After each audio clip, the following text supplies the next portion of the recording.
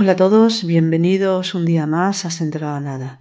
Mi nombre es Ángeles Soto y hoy vamos a retomar la serie de podcasts, de pequeños podcasts, en los que hablábamos de los errores relacionados con el camino interior y también con lo que es el trabajo interior, el trabajo de autoconocimiento en ese camino interior. Que hay varios errores que hemos estado comentando en diversos podcasts, pues vamos a retomarlos.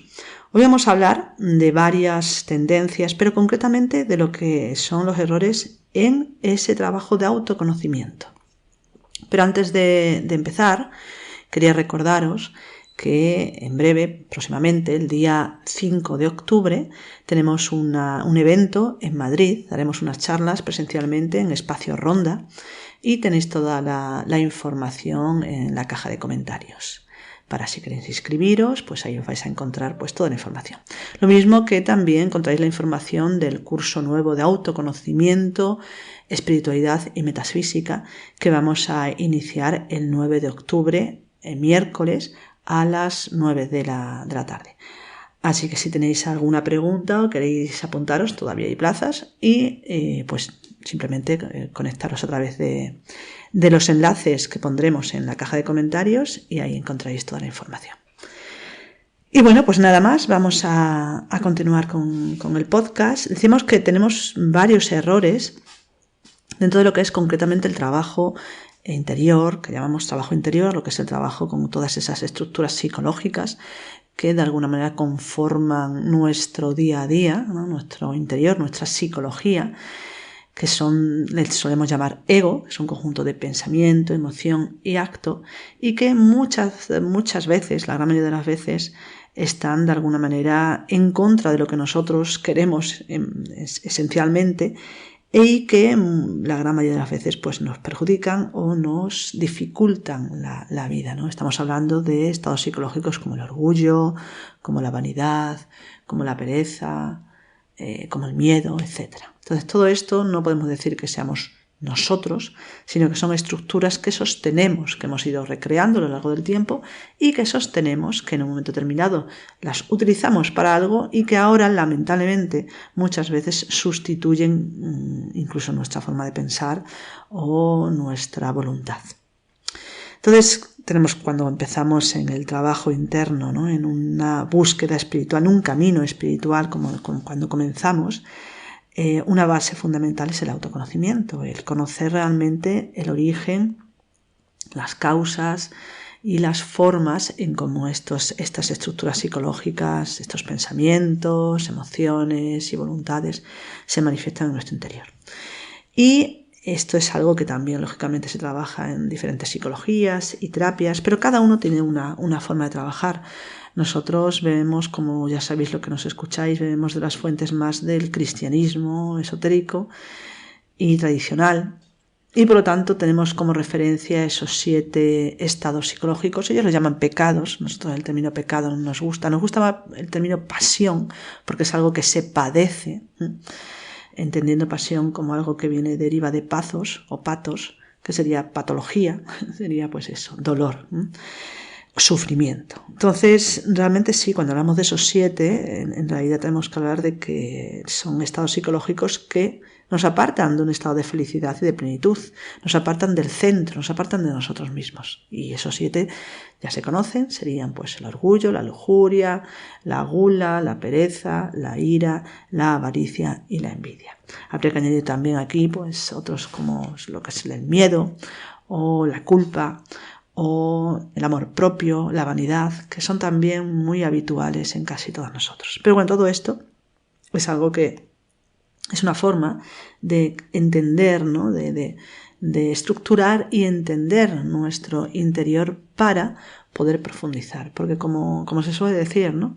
Si no le damos el nombre correcto y no lo definimos claramente, perdemos parte de la comprensión. Así pues, ¿cuáles serían esos errores más habituales en los que caemos cuando estamos trabajando cualquier tipo de estas estructuras psicológicas? Pues uno de los errores más habituales es lo que solemos llamar las acciones culebrilla, es decir, las acciones de escape. De otra manera, cuando nos ponemos a trabajar es muy fácil justificar o negar o intentar ocultar de alguna manera ese mismo estado psicológico que pretendemos trabajar. Y esto decimos, bueno, pero si queremos trabajar, ¿por qué lo queremos ocultar o por qué lo queremos justificar? Pues porque uno de los errores más habituales es pretender trabajar el ego desde la mente o desde un mismo ego, una misma estructura psicológica que se erige en el que domina o el que dirige el trabajo interno. Por lo tanto, uno de los requisitos fundamentales para un trabajo interior serio y profundo es el ubicarse en el estado consciente. Y esto es otro de los errores en los que caemos. De hecho, no sería una acción culebrilla en sí, pero sí que voy a hablar de ella porque es la más importante. En realidad, no se puede dar un trabajo interno serio y profundo en relación a estas estructuras psicológicas si no nos ubicamos en el estado consciente y además si no apelamos a lo que sería la presencia divina. Dicho de otra manera, tenemos que entender que el trabajo interno, el trabajo en el camino espiritual, el trabajo sobre todo de autoconocimiento, no es simplemente un trabajo de análisis y reflexión sobre nuestros contenidos psíquicos, sino que realmente implica un darse cuenta de que nosotros no tenemos la capacidad para profundizar al nivel suficiente para transformar esos estados y que la transformación, la auténtica transformación o eliminación o sublimación o integración, como queramos llamarlo, se da cuando apelamos claramente a lo que es algo trascendente, es decir, a lo que es esa realidad que nos trasciende como individuo.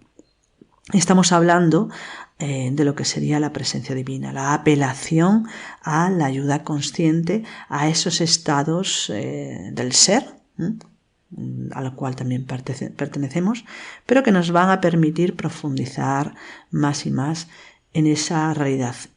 Por un lado, la necesidad de apelar y por otro lado darse cuenta de que cuando nosotros apelamos estamos reconociendo nuestra incapacidad y reconocer nuestra incapacidad de trabajar, de llegar hasta el final, ¿no? en ese conocimiento de uno mismo.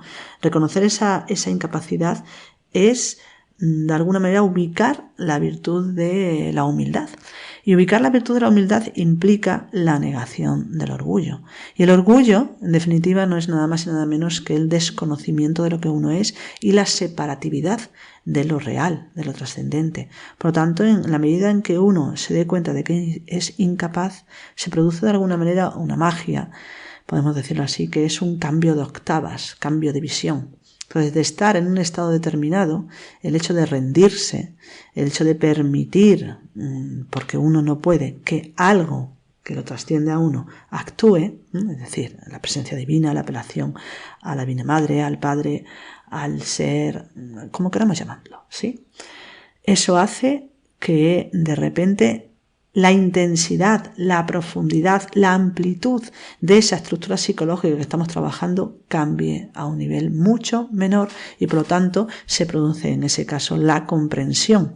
Una comprensión que la más de las veces es un estado de liberación, un estado de descanso interno. Algo ha cambiado, algo ha desaparecido. Porque el auténtico trabajo interno sobre uno mismo no implica, cuando se habla de autoconocimiento, no implica conocer y saber perfectamente cómo funcionan mis pensamientos, mis emociones. No. Esto es parte, o sea, hay parte de eso que vamos conociendo, es inevitable. Pero realmente el auténtico trabajo interior es cuando se produce un cambio en nuestro interior. Cuando hay algo que ya no está. Hay cierta tensión, cierta dureza, podemos decir también, que desaparece en ese momento. Y por lo tanto hay un estado de apertura, un estado de mayor receptividad a lo real, a lo trascendente. Y eso hace que nuestra vida se vaya convirtiendo en algo muchísimo más dúctil, más sencillo, más pleno, en definitiva, y más feliz. Bien, por lo tanto, importante el no olvidarse de la presencia divina y apelar siempre. Luego, por otro lado, está el tema de recurrir al pasado como un error, una acción culebrilla. De hecho, esto me lo encuentro mucho en las sesiones de trabajo que tenemos, trabajo interno, es muy típico porque lo tenemos, bueno, pues debido a la visión más generalizada que hay de la psicología oficial, el tema de ir para atrás en el tiempo para recurrir a la niñez, en el momento donde se sufrieron diferentes traumas o fobias o complejos, para intentar averiguar y trabajar ese estado. Pero aquí, dentro de lo que es el trabajo de autoconocimiento en la tradición, ¿no? En esta tradición que trabajamos, lo que sería la tradición espiritual, recurrir al pasado no es siempre necesario. De hecho, muy pocas veces se recurre realmente al pasado en lo que es un trabajo interno. ¿Por qué? Porque lo que realmente nosotros tenemos que trabajar es el presente. Lo que no se haya dado en el presente, es decir, lo que nosotros no podemos observar en el presente, de nada nos sirve ir para atrás, porque aquello que nos sucedió hace varios años o muchos años cuando éramos pequeños, que se ha convertido en un trauma o en una fobia, etcétera, ¿cuándo lo vivimos? No lo vivimos en el pasado, lo vivimos en el presente, aquí y ahora. Por lo tanto, la causa real no está en un evento o en una circunstancia externa, que este es otro de los errores en los que solemos caer. Creer que solucionando la circunstancia externa lo vamos a tener claro para entender nuestros contenidos interiores. Y no. Una cosa son los contenidos interiores y otra cosa es las circunstancias externas. Las circunstancias externas hacen que los contenidos interiores se remuevan, pero los contenidos interiores tienen sus razones y sus porqués y sus causas en sí mismos, independientemente de las circunstancias exteriores. Las circunstancias exteriores funcionan como resortes, pero el averiguar realmente el porqué o la causa de por qué yo me dejo llevar en un momento determinado por la ira o por la envidia o por el miedo o por la pereza, está en mí, independientemente de que las circunstancias externas hayan funcionado como resorte para que surja ese estado. Por eso decimos que recurrir al pasado no es tan importante. Lo que hay que hacer es analizar en profundidad ese momento, esa escena en la que surgió, y lo que hay que observar no es la circunstancia, sino los pensamientos. ¿Qué estaba pensando cuando estaba enfadada? ¿Qué estaba sintiendo cuando estaba enfadada? ¿Y qué fue lo que hice? ¿Cuál era mi voluntad cuando estaba enfadada? Entonces, ahí voy a encontrar las causas profundas, reales y comunes que nos van a permitir disolver, nos van a permitir abrir, ¿no? una luz, hacer penetrar una luz en nuestro interior para poder comprender a fondo. Entonces, voy a decir, no sirve de mucho en principio, luego después el camino, cuando vamos profundizando, cada cual va haciendo un trabajo diferente. Por lo tanto, pues quizás en algún momento, pues claro que hay que recurrir al pasado, lógicamente, pero en principio el trabajo se hace sobre la última escena, la última vez que me he dejado llevar por ese estado psicológico, por esa fobia, por ese complejo, por ese trauma, pero sobre todo por esos estados psicológicos. Tened en cuenta también que otra de las cosas, cuando utilizamos estos nombres, trauma, fobia, complejo, son nombres que aglutinan en sí diferentes estados psicológicos.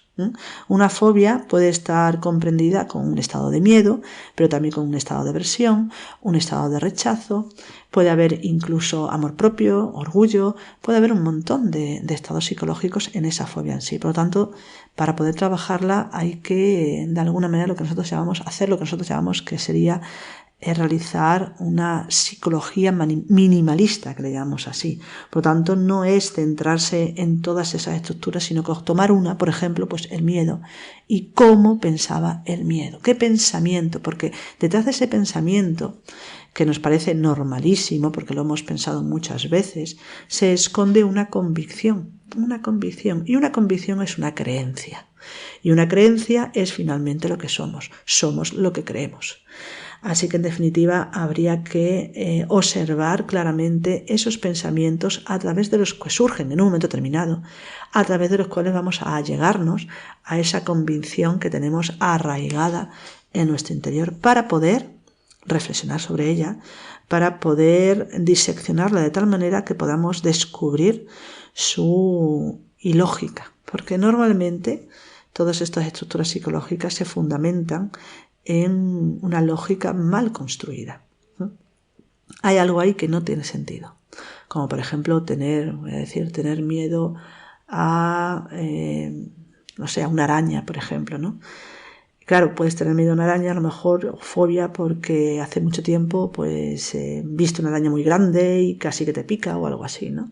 Claro, en el momento tenía lógica tener miedo, aunque eso también habría que matizarlo, pero bueno, vamos a dejarlo así. En la actualidad, si tú estás en un lugar donde no hay arañas, entonces es normal tener esa fobia asimilada por lo que sucedió. Pero no es lógico sentir ese mismo miedo en la actualidad ya que no hay peligro. Esto resumiendo mucho, para que entendamos cómo realmente a veces construimos lógicas que no son coherentes, y esas lógicas que no son coherentes son las que hacen aflorar esos estados psicológicos de miedo, de envidia o de cualquier otro estado psicológico. Bien, por lo tanto, el tema de no recurrir al pasado, importante, es una de las acciones culebrilla más habitual. Por lo tanto, centrarse siempre en el presente, porque lo que realmente me afecta es lo que yo vivo ahora, no lo que viví hace años. Y por otro lado, y hoy lo vamos a dejar aquí y hablaremos más adelante de otros más, por otro lado, la necesidad siempre de apelar a la presencia divina, pedir ayuda. Si no pedimos ayuda, lo tenemos claro, porque no somos tan poderosos. El camino interior es reconocer nuestra indigencia ontológica, como dicen algunos autores, es decir, que realmente no sabemos quiénes somos, ni de dónde venimos, ni hacia dónde vamos. Entonces, ¿cómo vamos a pretender que podemos trabajar nosotros por nuestra cuenta sin ayuda de ningún tipo? No, necesitamos ayuda. Y cuando digo eso me estoy refiriendo a la ayuda de lo divino, a la ayuda de lo trascendente, de lo espiritual, a nuestro Padre, Madre interno, si queremos llamarlo así, a nuestro ser, a Dios en nosotros, a la chispa divina, da igual cómo le llamemos, a los devas, a los dioses, no importa, a Dios. Pero la cuestión es que es importante siempre el apelar para darse cuenta y para permitir que se viabilice un trabajo serio sobre uno mismo y profundo en el camino espiritual.